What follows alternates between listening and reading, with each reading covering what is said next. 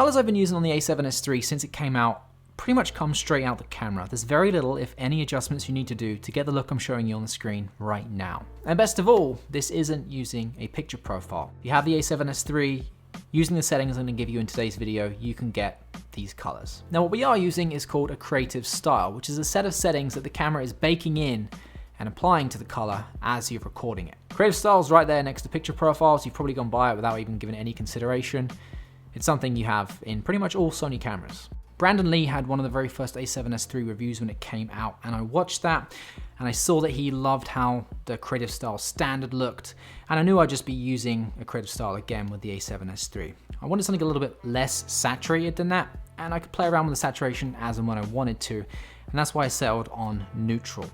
Now I watched a bunch of other videos and I've played around with a bunch of different settings, and these are essentially the settings I found with the A7S III creative style neutral that I think work the best. So I'll put the settings on the screen here so you can pause it and play around with them if you want to, but the settings are essentially contrast -2, highlights -2, shadows -1, fade is 0, saturation -2, sharpness 0, and clarity 1. And then from here you just expose however you want it to look. If you want a super contrasty image with a silhouette, you do that. But if you want to add more saturation on top of this, you still can, it's still there. And if you want to warm up or cool down the image, you can still play around with it too.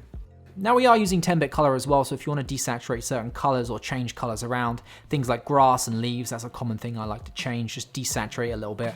I feel like it looks so much better when you just desaturate it, even just the slightest amount. Now I'm not discrediting using S-Log3 or other picture profiles, there's definitely a time and a place for those. And I'll be honest, if you're looking for the most dynamic range out of the A7S III, this might not necessarily be the settings that you want to use. But the important thing here is that with little to no extra work, sometimes none, you have a good image just straight out of the camera. So if you're pumping out YouTube videos, you're new to Sony, you're new to cameras or video, you don't know how to grade, you don't know how to expose properly, you should try this out because I kind of think you might be happy with it. Now I was watching a video recently on Armando's channel and he interviewed a professional Dolby colorist, and the guy brought up some very interesting points. One of which is, even in big production studios, there are no rules in place for shooting in something like log. You can do whatever you want. Don't feel like you have to shoot in log,